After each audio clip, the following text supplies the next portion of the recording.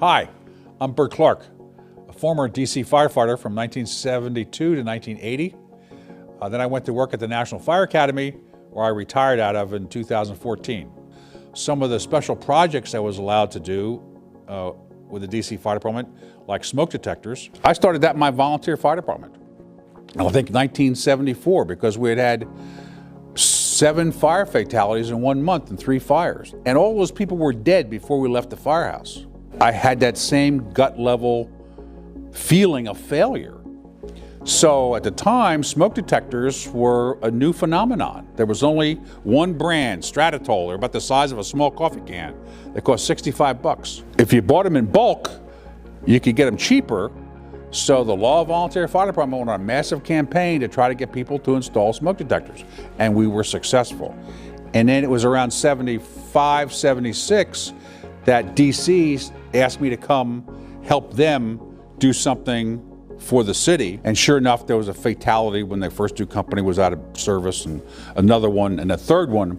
Then the mayor put together a task force to look into fire protection for Washington, D.C., put one of his female staff in charge of it.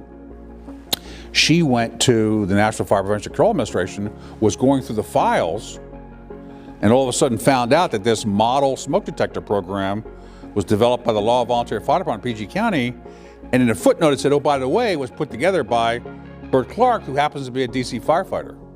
She goes back and tells the fire department that she wants this private assigned to her to help do the DC smoke detector program. The DC Fire Department was the first department in the whole country to train all of its firefighters about smoke detectors. So we put together a training program, and there's actually somewhere in the bowels here someplace, a training manual on the DC Fire Department smoke detector stuff. And I went to every station, every battalion, every shift, and for 90 minutes or 2 hours, taught firefighters about smoke detectors, the different types, where to put them, why we needed to have them. Chief Johnson and his leadership is what allowed the smoke detector program to take place in Washington, D.C.